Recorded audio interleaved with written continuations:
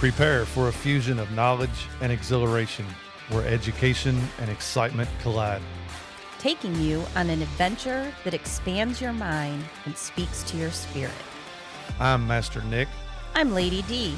We are the Dom Life.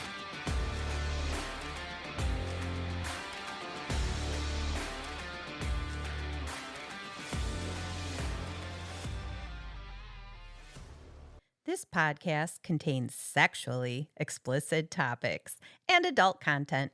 It is intended for listeners 18 and older.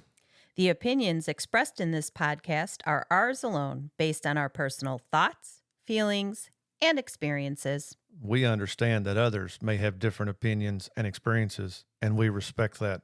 We would love to hear from you. You can reach out to us at www.thedomlife.com. Welcome back, everybody, for another episode. Took a little bit of time to figure out what we're going to talk about today. Yeah, we had a bunch of stuff planned and then had to cancel them. Yeah, so our schedules, our bullet points are a little bit off. Yeah. But today we're going to talk about the submissive perspective. Yeah, it came from actually a couple of submissives had mentioned various things to me that we're bringing forth. And it's, I think, probably a good episode to do. Yeah, why not? I might be able to have some intake on a submissive perspective. You're going to have to, yeah. Since our roles have completely almost switched. Do you have some input? Over the last 5 weeks. Do you have some input? Man, I can really tell you on why a submissive wants to act out every once in a while. Yeah. It's definitely been a culture shock for me, to say the least. Yeah. All right. So I guess one of the biggest questions that I know I've heard, I'm sure you've heard, maybe you can give some insight to it. Why do submissives want to submit?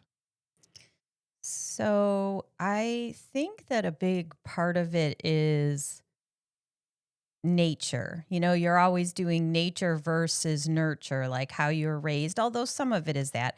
I think there's just something inside of us that wants to submit, right? Okay. And then you add in the fact that it meets needs that we have, right? So a routine, structure, it allows us to have those types of very defined, like I've always been the type of person that I love school because I get a grade. You hand me a grade, I know I'm doing good. Right. It's awesome. That feedback. And I think in a relationship, you start losing that. You don't know if your partner is happy. You don't know if, you're checking in. So this way, you're setting up rules and structures and I'm following it. So I'm getting that good girl. I'm getting that need to meet your demands, I guess, your needs. So how do I meet your needs if I don't know what they are? Right. And in a DS relationship, you're truly setting up what the parameters are. And I had that talk with you way back in the beginning. And I said, way back, if you're not happy, it's on you. Right. It's not on me because I'm letting you lead this relationship. As a result, your happiness, if you're not happy, then reset up that structure. Right. So does that make sense? Yeah, it I does. think that's a big part of it. And in DS relationships, you get that feedback of you're doing good job. Or, there's a certain setup where even when you don't say good job, when I've accomplished it, I feel like I've done my job. Right. When there's a task or something laid out at hand and you get it completed, it's just kind of a good feeling that I've done exactly what they wanted. And then now you're waiting for that response of, are they satisfied? Are they pleased? Did I do a good enough job and all that? So you've got all that kind of mentality going on in your head. And I think a lot of times in relationships, you don't get that. Like you don't get that instant feedback. Men aren't designed to do that. Right. Women are. Women always say, man, that was such a good job, or wonderful, or thank you so much for helping me, or I'm really sorry I impacted you. Women are naturally set up for that. Men, use a lot fewer words. Yeah. And so Usually. those kind of feedback aren't given. Yeah. Yeah. You're right. So it's roles, rituals, and tasks. And it's from like, let's say it's an emotional perspective. So we've already done the positive part of that, but the negative is it is very easy for a dominant to really hurt or hinder a submissive's self-worth. So just like I'm saying the positive side, positive reinforcements, I'm accomplishing the tasks. If you set up tasks that are unattainable, Right. if you're aloof and you don't actually give me feedback when I need it, now you're hitting a submissive's Right. needs, right? So there's a whole side of it. I submit because in this relationship, I get that feedback and the things that I need from you. I feel good about myself because I'm getting that reward for completing the tasks. You Right. set them up. And flip side of that, if you said, "Hey, Lady D, every single day, I need you to A, B, or C. And I can't do it because I'm going to work or because whatever." Now I'm losing some of that Right. You don't, positive right. It's more reinforcement. of a negative. It's like if I set you up for failure. And a lot of sometimes jobs do that, Right. right? Where they don't do training and stuff. And I think Correct. it exists in relationships too, Right. where Yep. unrealistic expectations, but at least in DS relationships, if they're healthy, Right. you're communicating all that. You're Right. discussing and You already communicating. right. You already know what can and can't be done, and you already know each other's expectations, and then therefore, and even on the flip side of that, so in the beginning, like you said, if I'm not happy, it's because I'm not doing something right. But also on the flip side of that, so as a dom, their role is to teach and educate and make the submissive a better person. Yes. So it takes time to mold that and to build that.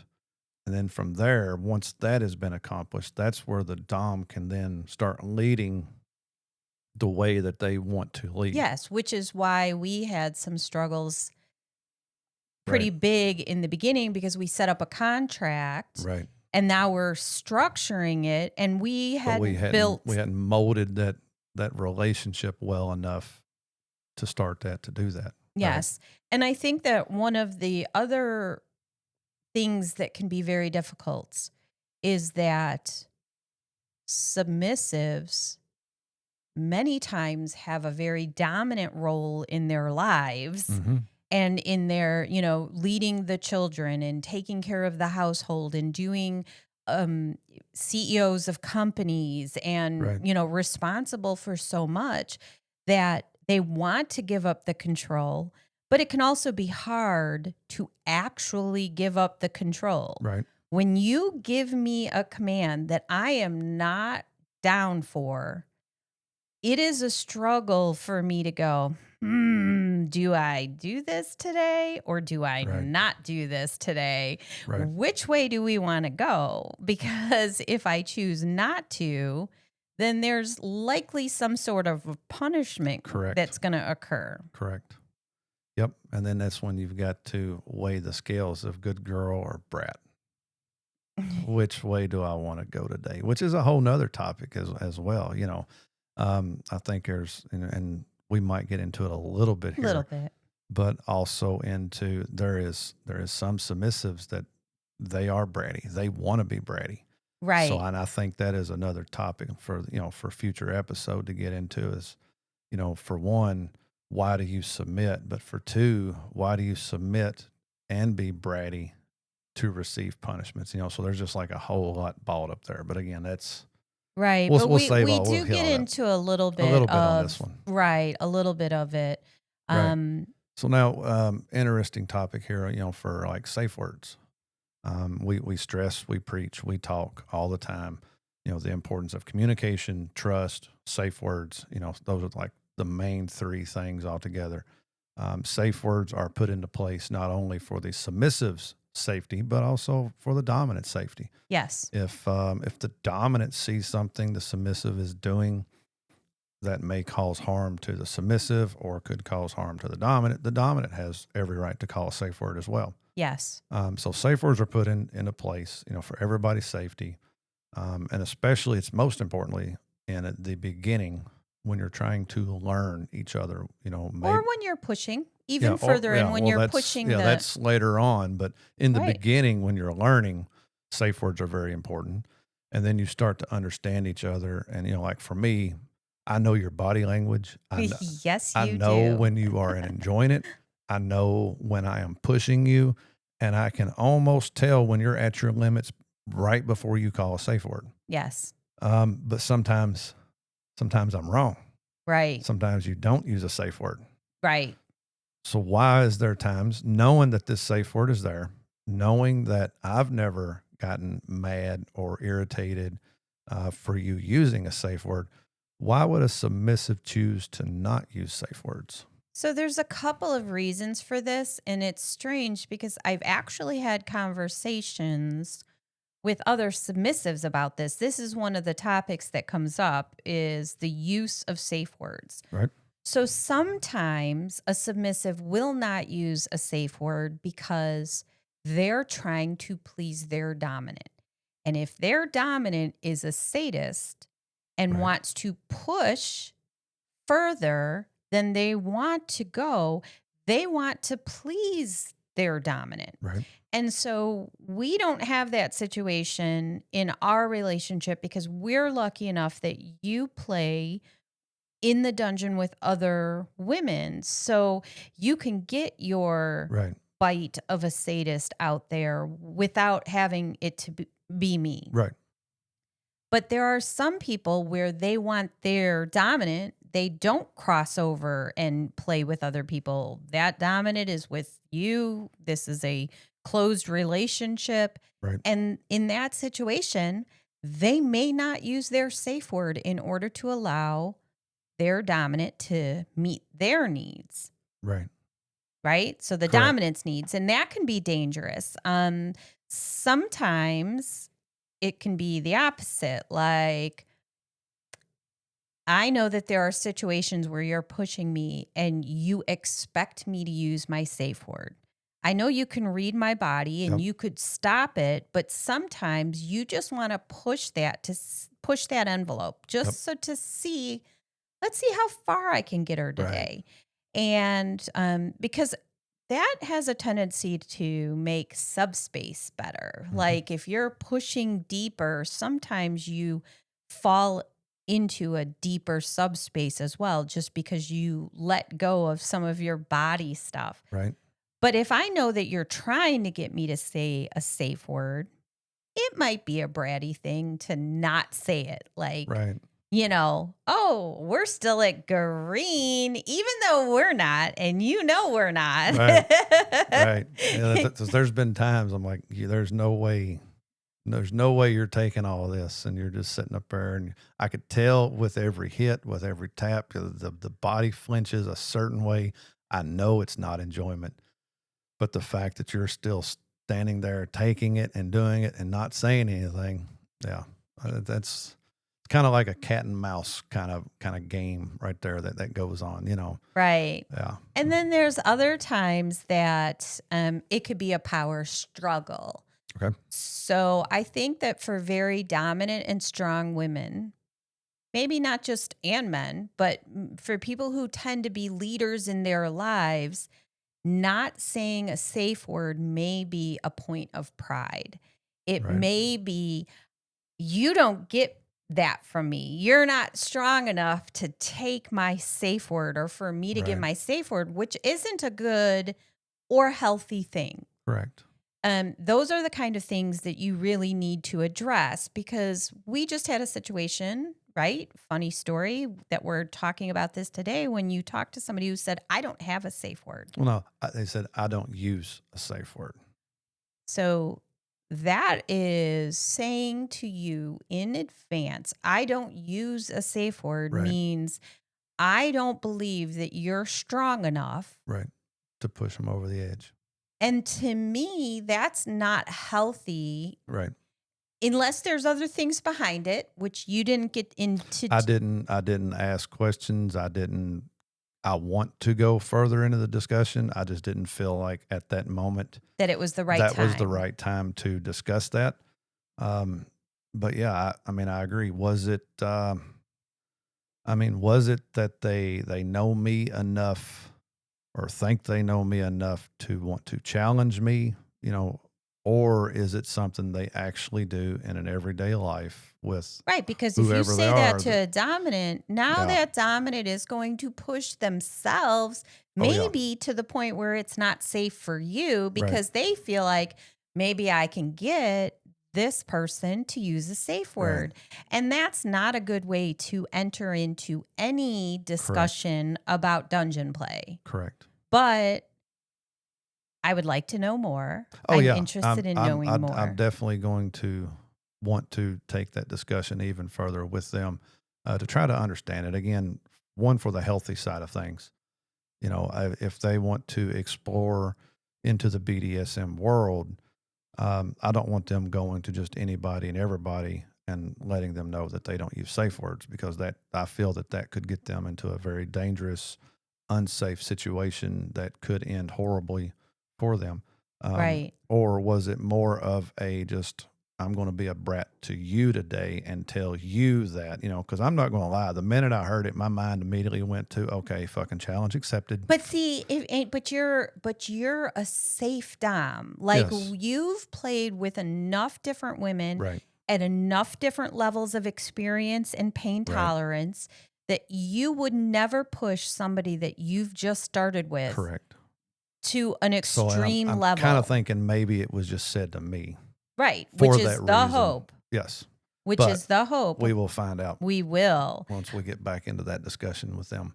So there are a lot of different reasons, and I think it's very important to find out if your submissive will use a safe word. And one of the only ways to find out is by amping up your play Hmm.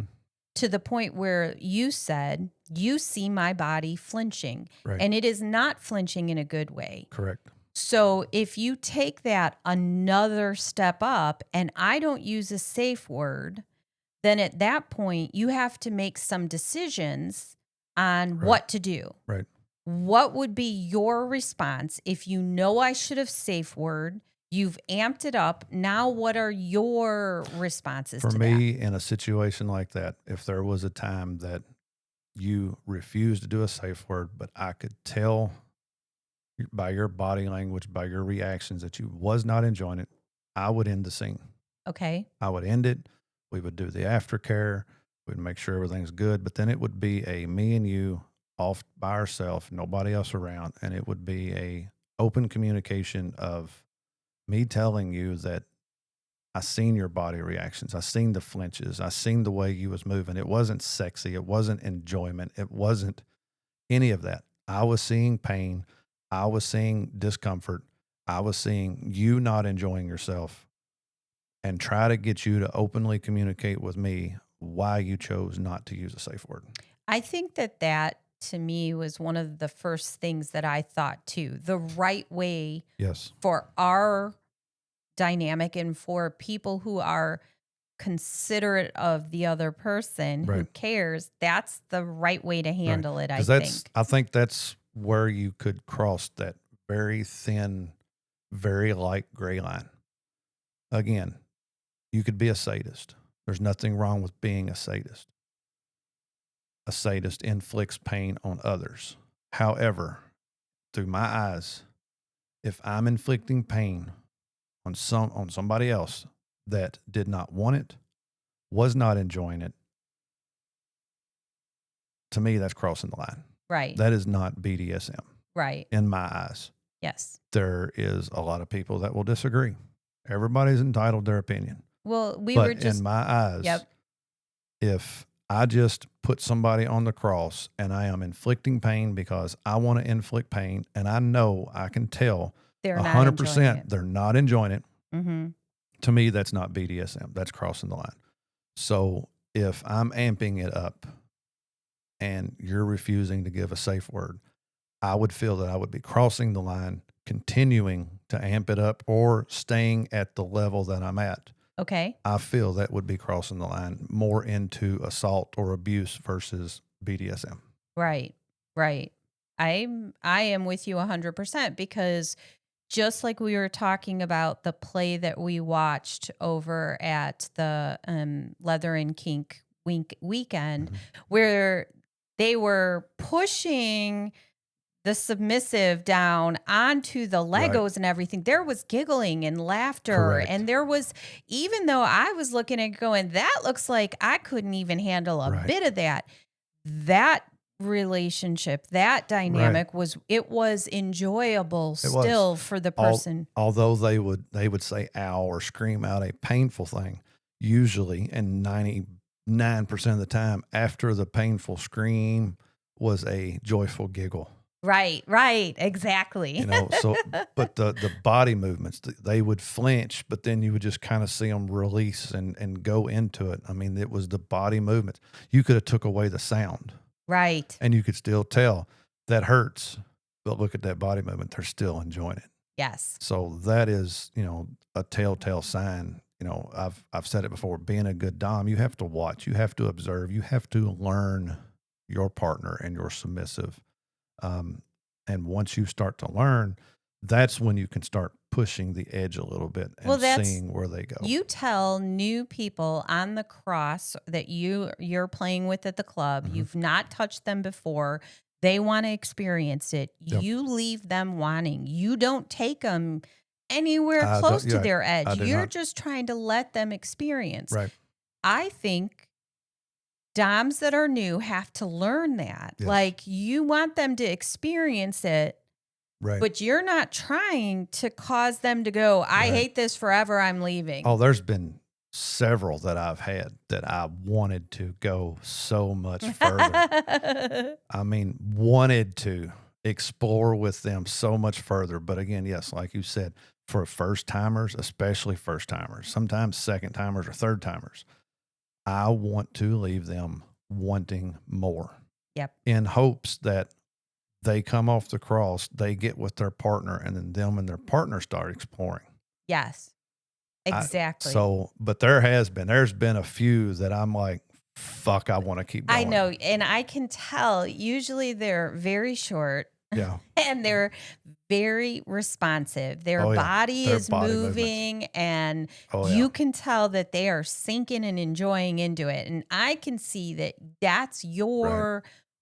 that's your point of, ooh, I'm enjoying this. Right. Like you love showing everybody, but short little very responsive women are Yeah. your When like their body starts getting into it and you start hearing them, and they're crawling the they're cross. crawling up it, or you'll hear them, with just joy and excitement coming out, and little hums or just little sounds. Yeah, those are the ones that my mind switches to, finish her. But I know I can't. I So, love you so much. I so love you so I have. much. It takes great restraint to hold back sometimes, but I think I've been pretty successful It's at it. been a little bit crazy. So we obviously are not playing. We are not doing any dungeon play. There's Man, been fucking no it sucks. sucks so bad. I don't even know when we'll get to the point because there's just so much damage. Yeah. But that leads me to a quick update. Okay. Master Nick, Mhm. what did you do that's a little bit kooky? Just saying. Yeah, well, I did what we talked about 2 weeks ago on the episode. I did go, I said I was either getting 1 or 3 piercings. Just so everybody knows, I now have 4. 4. Yep. Um, was a little uncomfortable. A little it's still a little bit It's uncomfortable. still a little uncomfortable. Well, that's because you went back. The 3 that you had, the Yeah. So initial I went that Monday, for either 1 or 3. I left there with 3. I went ahead and asked for the 4th. They didn't have time.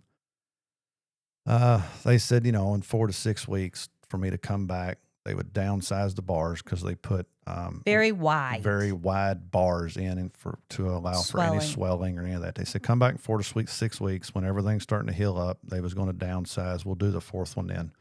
I was like, okay, cool, we'll do that. And I thought about that all week. And I think it was that weekend, the weekend after I'm sitting there going, I'm like, well, fuck, if I wait 4 to 6 weeks and then get another one, that resets my fucking clock. For it to for healing so time. that you can have sex. Yeah. So I'm like, screw that. So I pulled up my phone, pulled up their app, and I went and scheduled that following Monday. So the first Monday I got 3. I waited a week. I went back for the 4th.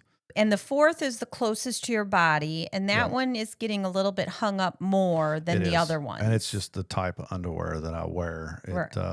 It hangs a little more. Separatech. It's separate. You know, Yeah. where it separates all your little bits Yeah. down there. So life-changing big bits, experience. Big bits. Life-changing experience for you guys out there. If you work in any kind of climate conditions where it gets hot, you know what I'm talking about. When everything sticks to each other and you do that little nonchalant stretch, spreading your legs out, shifting It's your not hips nonchalant. around. Women, watch this. It's nonchalant. It is not. You You're guys trying to- separate your legs and you trying kind of. you're trying to separate the frank from the beans and the beans from your legs. Let me tell you, life-changing.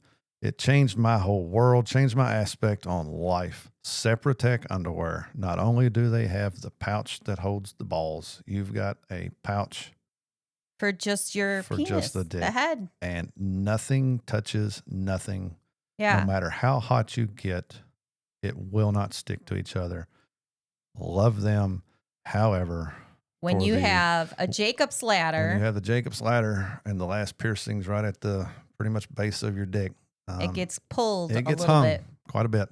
So I apologize. I don't know if I've had to readjust anything during this episode, but if I have, that's the reason why. I I'm sorry. am readjusting too, but that would be just because I have broken bits all up inside of me, and it. Poo. All right, so back on All track, right, back wait, on topic here. So Uh-oh. you did it, yay! Yes, I did. All right, back on track. And I was proudly showing it off last night at Tempted's Halloween party. Yeah, So, we ended up. Okay, so since he brought it up, Yep. we went to Club Tempted yesterday. It was the first time since the This- accident. this was the first personal outing. Yes, everything's we've been had. doctors. Well, we did buy a car because we had Yeah. to. It was time. But it was the first personal outing, and it was their Halloween big bash, and we've gone to all of them. Yes. And so We already had the tickets. We had purchased the VIP seating table. Not VIP. We purchased a table upstairs. We had all of that purchased prior to your accident. No, I think it doesn't matter. But the thing is, we had it. We were like, they reached out to us. This is how amazing Club Tempted is.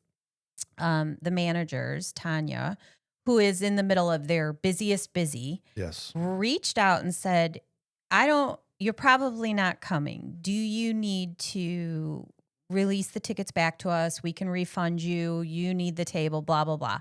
And it was so sweet because it was 2 days before the event that Right. she's reaching out to me. And I felt like that was just the most amazing thing. And Yes. but we had decided to go because we thought of the perfect costume. And when you have the perfect costume, you have to go. So what was our costume, Master Nick? So I decorated your wheelchair. We put psych ward on the We back had of it. psych ward on it. We had got you a straight jacket. What? I don't need a straight jacket. Yep. And then you finally styled your hair to your personality, and you looked like Loony Lady Dee. I had ponytails all up and down I it. had my doctor scrub pants on with my doctor coat with the sleeves cut out of it. And it's a Dr. Master Nick. Dr. Master Nick. And the on back of on mine. The back of so we had to put the straight jacket on backwards. The buckles had to be in the front because my back was Yeah, resting against you could the not wheelchair. sit against that. So we had to put your straight jacket on backwards. But on the back of it, we did put on there, avoid eye contact. And we made our way to Club Tempted and we stayed longer than I actually thought we Yeah, would. some painkillers. We didn't stay as long as we normally do when we go to the club. Right, But because we did. we stayed down on the lower Yep. level, and I stayed in my wheelchair. The only time I actually got up and moved, because I was told by my doctor, do not fall.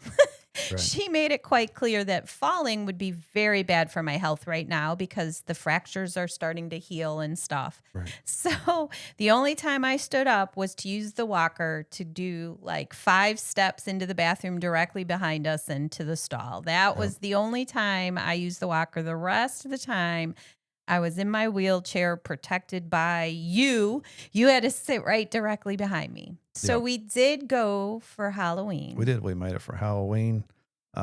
It was a great time.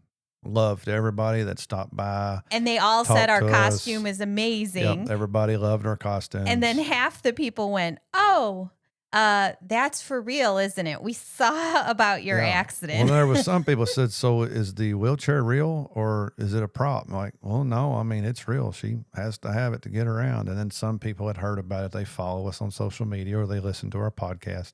But yes, for those of you that not only came to Club Tempted's Halloween party, I mean, it was sold out. It was packed. It was crazy. DJ S. Dot kept the dance floor popping all night. It was packed. The beginning of the night, you wheeled me across it. Yeah, 5 minutes after they opened, I got you on the dance floor and I spun you around and made you do the moonwalk in your wheelchair. In my wheelchair. But by 8 o'clock, there was no getting you on the dance floor, and No. it stayed packed all night. We But just sat at a table. for the whole everybody night. that came to Club Tempted last night, I know you had a great time. We could tell it. It was a great vibe. Everybody was laughing, having a good time. For those of you that stopped by to say hi, to talk to us, Thank you. fucking love you for it. Love it. You all are amazing. The support that you all have showed throughout all of this Yeah. has been great. It absolutely has. But I was glad that we was able to make it out. I got to see some friends that were, just because of schedules, haven't been Right. able to get out. Right. And I bawled because a couple of times, just because I got to hug friends and they're Right. like, "Oh my God, thank God you're still with us." Right. So, Yeah, it was but good. it was very good. All right, back to topic. So But I'm hurting today, in case you're wondering. yeah, today's been a little rough It's for been you. a little rough. We probably should have left earlier than we did. I last know, night. but it was so wonderful. Okay. All right, back so let's to let's the go back. Let's topic. get back to why submissive submit. Please follow, like, and share our podcast. Make sure to visit thedomlife.com where you can find pictures and other details about the Dom Life podcast. And through the Contact Us button, you can ask questions or provide recommendations for future episodes. We want to explore your kink too. Be sure to check out upcoming events to see where our adventures are taking us and our photo gallery to where we've been. Thank you for joining us on this journey. We hope you had fun listening and learning with us. Till next time, keep calm and remember your safe word. Red, red, red.